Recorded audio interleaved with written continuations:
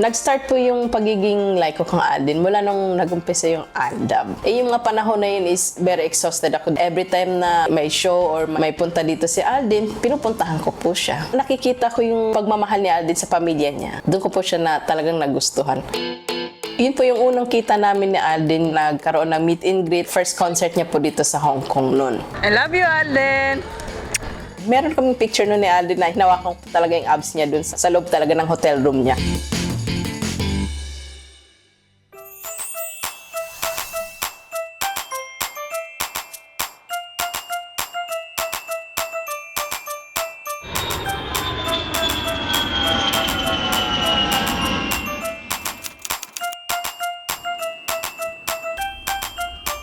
Ngayon, nandito tayo sa airport sa Pampanga dahil meron tayong iso-surprise na isang supporter or fan ko po.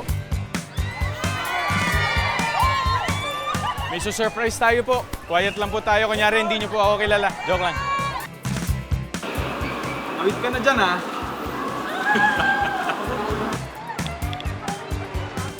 As of now, inihintay natin si Abby.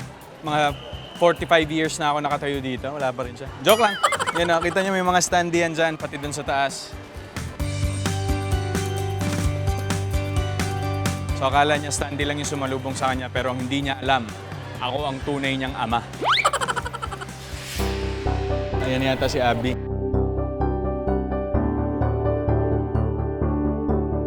Hindi niya alam, pinaghahanap na siya ng batas.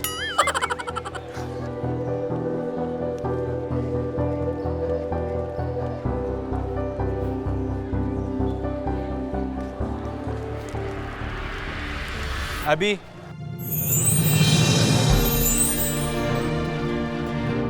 Halika mo dito, Abby. Welcome home.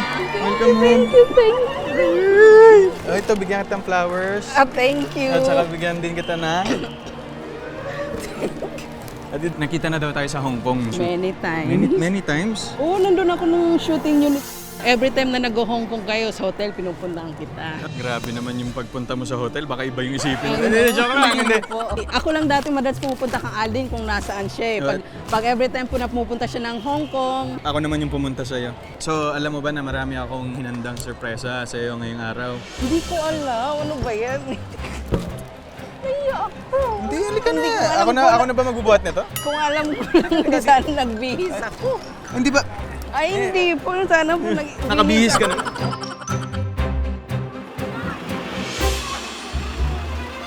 Bye-bye.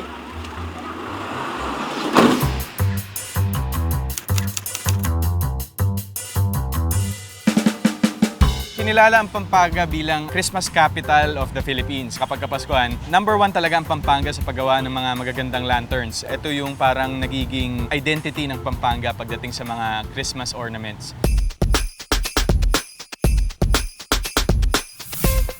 Man, Nax. Parang ang layo sa akin kaninang sinundo ko sa airport ah. Ready na. Tingnan nga, ikot nga, isang ikot nga. Oh, panis, let's go. So ready ka na? Mukhang ready ka na, Abby, sa ating holiday for today. Halika, ako ready na rin eh. Let's go!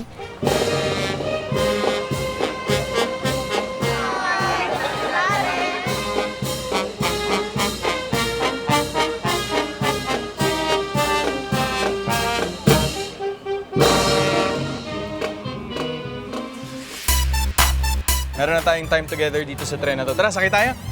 Let's go! Kaya? Op, ya! My goodness. Ayun na, nakakatakot! Hindi naman ako. Ano yung naging difference ng Pasko mo nung nag-start ka magtrabaho sa Hong Kong kaysa nung nandito ka pa? Sa Hong Kong kasi, ang Pasko is parang ordinary days. Magsisimba ka lang, kung day off mo, kung hindi, trabaho. Pag Pasko, yung mga Pinoy, nagsasama-sama din sila. Opo. Yung po nagki-Christmas party din, ganun. Nagsalo-salo. Ganun din ako nung bata eh. Kasi nung time naman yun, wala naman din kaming pera na pang-celebrate na pagkakataon na tayong makapasok sa showbiz. Mas naging memorable yung mga Pasko na naranasan ng family. Ikaw ba nakakauwi ka ba every Christmas? Hindi po, pero lately po may chance na nakakauwi ako. If pwede kang pumili ulit ng choice, ano sana ang gusto mong maging? wala akong pinagsisiyan sa mga nangyari. Everything po na nangyari sa buhay ko, cherish ko po. Wala po ako Parang pinapanood niyo talaga ako. Parehas kami ng mga Wala sinasabi. kung papipiliin ako ulit. Etong profession pa rin ang pipiliin ko. Yay! Pagbilan nga po kami. Hello po, Merry Christmas. Hello po. Ang sarap naman yan! Kumakain kami nito after ng simbang gabi. Marami ba nag-flashback? Sarap. Sarap. Sa tingin mo, anong age ka kakapag-settle down? Feeling ko 35. Bata pa naman mo.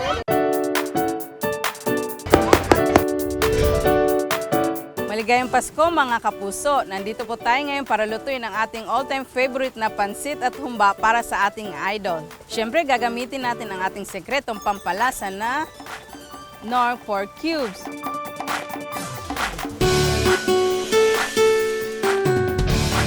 At ngayon po umpisa na natin ang pagluluto ng pansit bami.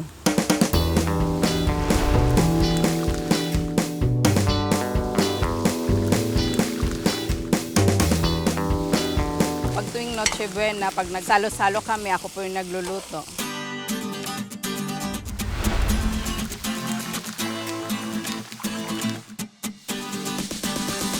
Ngayon po ilalagay na natin ang Knorr pork cubes.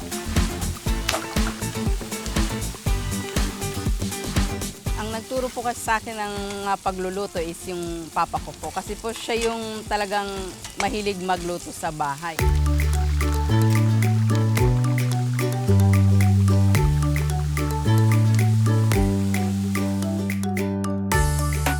Iiwan lang po natin ng mga 5 minutes in a low fire po. Tapos, okay na po siya.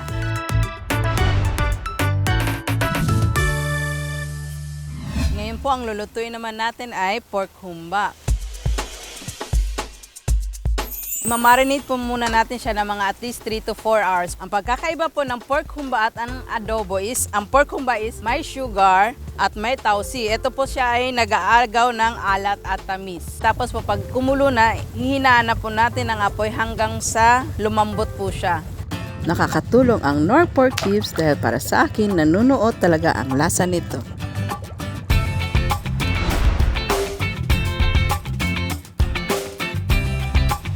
Ito na po ang ating mga niluto para sa ating idolo. Excited na po ako na mapatikman sa kanya ito.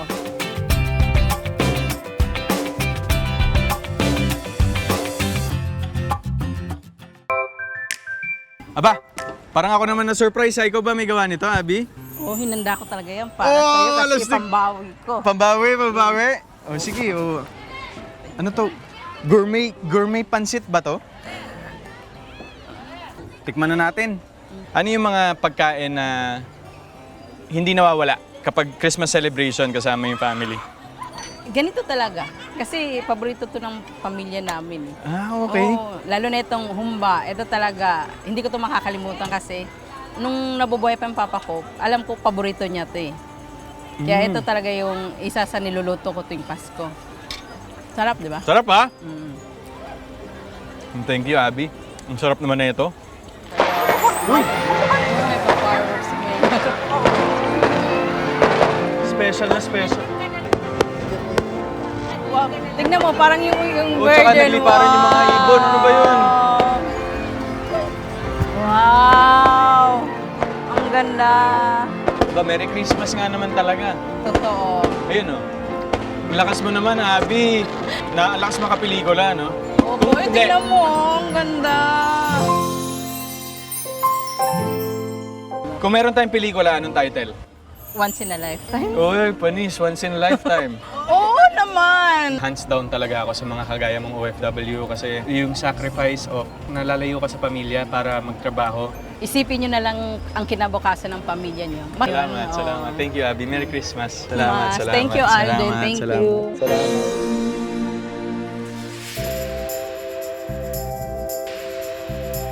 Si Tatang Rene, kasama natin siya ngayon. Gano'n na kayo katagal gumagawa ng lantern, Tay?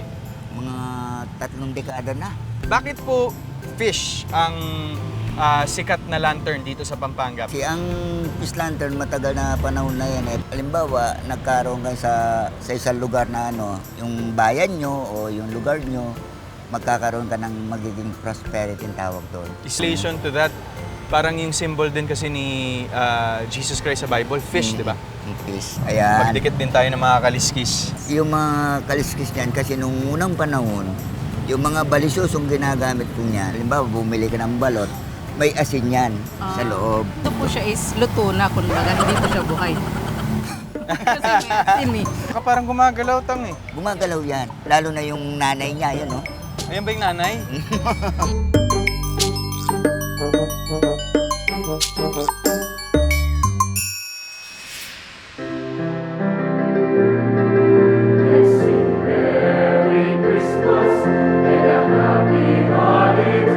Nakakatuwa siya na experiencing firsthand yung mga supporters ko na sa ganitong paraan. Malaki ang respeto ko sa mga OFW. At one point, siguro si Abby, darating din yung panahon na lahat ng hard work niya will pay off and then magagawa na niya lahat ng gusto niyang gawin, kasama ang pamilya niya.